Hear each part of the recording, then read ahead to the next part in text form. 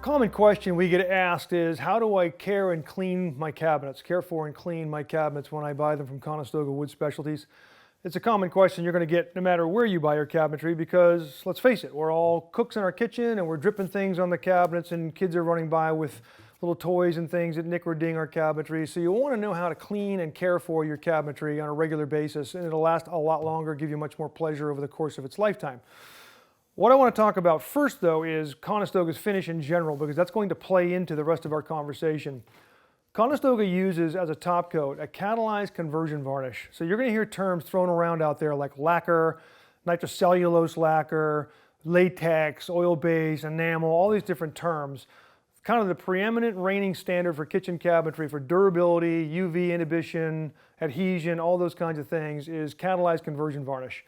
If you go to the big box stores or a showroom, you'll hear terms like baked on finish. All that means is catalyzed conversion varnish is an acid catalyzed product. So it's a chemical reaction that's drying the product, not necessarily just air.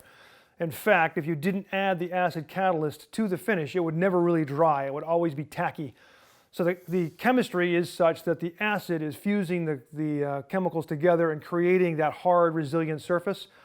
That's what you want. And the baked on aspect is really just them feeding it through a drying oven to speed the drying process. So baked on doesn't necessarily mean it's better.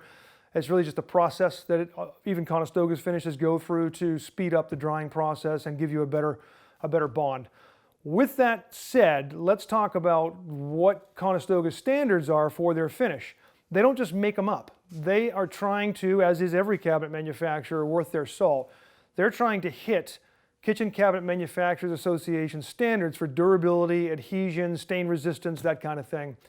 So whenever a cabinet company wants to be KCMA certified, what they have to do is prove that their finishes will withstand common stain agents found in a kitchen.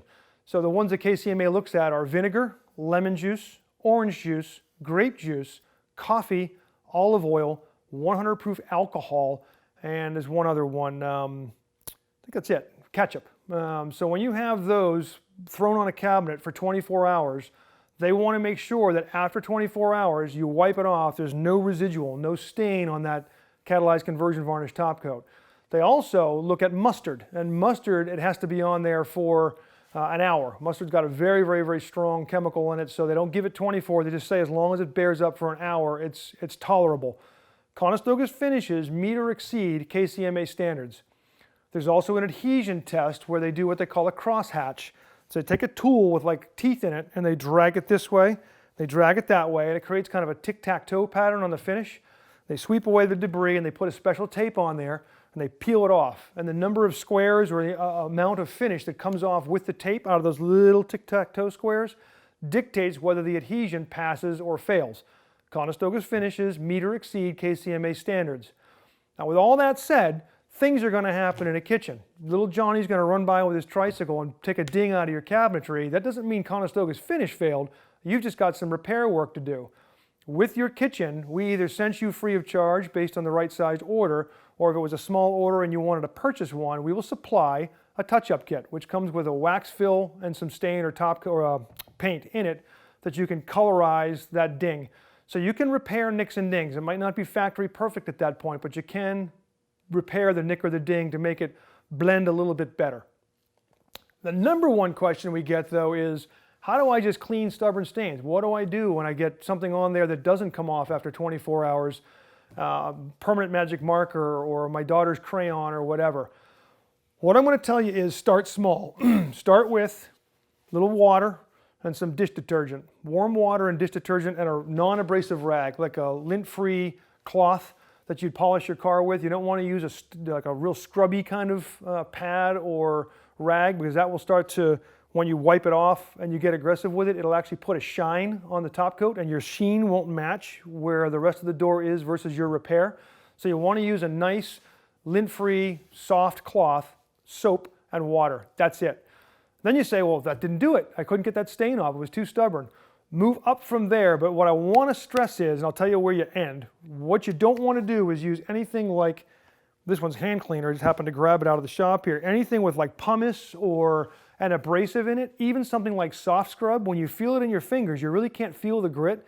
It has microscopic abrasives in there that when you put it on there and start wiping that off, you are going to scratch your finish.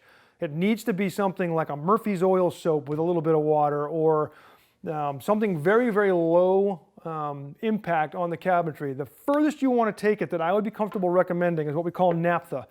You might know it as lighter fluid. The same thing in your Bic lighter is naphtha, basically.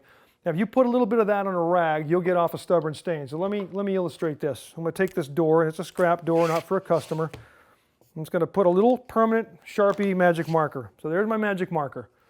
I'm going to take soap and water, just using some Dawn dish detergent. I'm going to try to get that off. No luck. I did not get that off. If I take naphtha, I've worked all the way up, and I'm not using soft scrub, but I say, I'm going to use a little naphtha, and I'm going to spill it all over the place there. Now I'm going to take the same thing and work it off, and you can see that stain disappearing. So I'm okay with, if I work it long enough, it'll come all the way off. I'm okay with naphtha, and you might hear our sales guys recommend that. You get into really enhanced chemicals like paint thinner or lacquer thinner, those kinds of things, you're getting too aggressive. We don't want to break that finish down. If you've got a finish that, a stain on your finish that's that aggressive, we've got to talk. We want to be careful with that. Now, one thing I want to stress, when you're doing the soap and water thing, let's say I had a stain right here in the middle of my panel, and I'm going at it with soapy water. Okay, so I'm just gonna dump some water on here, get a little messy, and I'm slopping this thing up trying to clean my cabinetry, and what I'm getting is puddling of water down in here. If this was an MDF door, which we very commonly put paint on MDF product, you do not want to leave a lot of standing water to run down into this joint, because what you're going to have is water getting in where there's unfinished MDF deep in the recesses of that door. And the number one failure point you see on any painted product, whether it's painted solid wood or painted MDF, is right at the sink base cabinet, because you're slopping, dishwater and that kind of thing is running down the face of the cabinet, and it's finding its way into these nooks and crannies, and you'll start to see the finish blister off. You'll start to see the MDF swell up.